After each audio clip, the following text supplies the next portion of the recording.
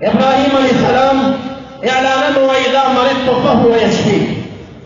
بیماری په وخت کې ما ته شفا زما رب ذوالجلال راکړي. د دغې شفا لپاره چې یو اثر دی، یو علت دی چې رب کائنات دی د دې بیماری د شفا لپاره یو سبب دی. دغه اسباب څه ظاهري دي او څه باطني او معنوي دي.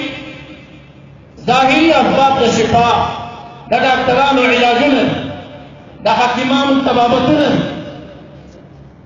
معنوي آثار او اسباب په شفا کې مؤثر چې نسبت د اثر ورته نحن په مرتبه د سبب کې دی.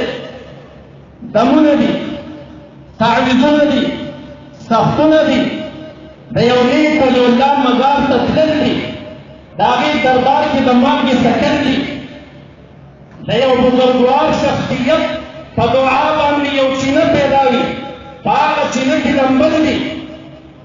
وخت دی چا مالګه وڅکله، چا دم و تعویذ استعمال کړه، چا دوایي استعمال کړه، چا یو چینه کې ولمبل، د وجود خارښ یې ښه شه، شفا منځته راغله، اثر منځته راغی. د دې اثر لپاره سبب هم شته، د دې لپاره علت هم شته. که دې عقیده دا وه چې ما ته شفا زما رب کریم راکړه، خو په څه باندې راکړه؟ په دوایي باندې، په مالګه باندې، زیارت ته په تلو باندې، په دم و تعویذ باندې، او دا دې محض اسباب فرض کړئ. دا عقیده د اهلسنة والجماعه. د دې په استعمال کې څه خطر نشته. انبیاء علیهم السلام دمونه کړي، محمد مصطفی صلی الله علیه وسلم خپله دمونه کول، بخاري مسلم سنن په هغې مستقل ابواب وضع کړي. تعویذ د ترمذي شریف ثاني جلد په حواله عبدالله بن عمرو بن عاص رضی الله تعالی بچو ته په غاړه کې یو څه لیکي، كتبه في سکه وعلقه على عنقه، د ماشوم په غاړه کې اچوي. چې علماء شارحین لیکي چې دا اصل عظیمه شو د اثبات د تعویذ لپاره، ځکه چې صحابه کرام شرک نه کوي.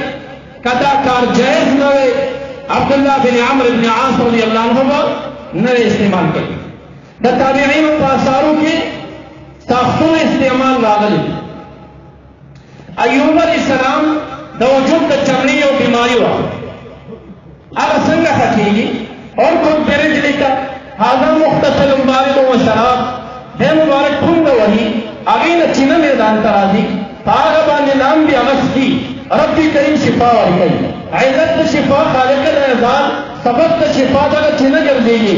کومه چینه چې د ایوب علیه السلام د قدم نه پیدا، چا پیدا کړي؟ رب کریم، لیکن نسبت ایوب علیه السلام ته شوي. نو زما معزز که چېرته دې علت وپېژنده په دې شفا کې چې خالق العباد اسباب استعمالوه، دا د موحد عقیده ده، دا د انبیاء، دا د صحابه، دا د اولیاء، دا یو مسلم حقیقت دی. په څومره تعداد روایاتو باندې یو مثبت عقیده ده. البته که دغه عمره دې وویل چې ما ته دا شفا میلاو شوه، دغه ګولۍ مې واچوله دې ښه کړمه، خو زما د شفا او د دې ګولۍ په منځ کې یو علت بل نشته چې خالق العباد له هغه سره چول. همدغه یو ګولۍ خوړل ستا د شرک دپاره کافي ګرځېږي، د اسلام د دایرې نه پرېوځي او د شرک په دایره درنه کېږي، وخت چې حقیقي نسبت د اثر د خالق العباد ته وي. زیارت ته لاړې، بیماري دې ښه شوه، مالګه دې وڅکله، دم و تعویذ سره ښه شوې، چینه کې دې ولمبل ښه شوې. که دې وویل خالق شفا راکړه، هغه علت د شفا دی، دا اسباب د شفا دي، دا د انبیاءو عقیده ده، دا د اولیاءو عقیده. که دې وویل چې دغې دم سره ښه شوی یم او زما د شفا او د دې دم په منځ کې یو بل ذات نشته چې اثر د شفا اچولی دی، همدغه دې د شرک دپاره کافي ګرځېږي.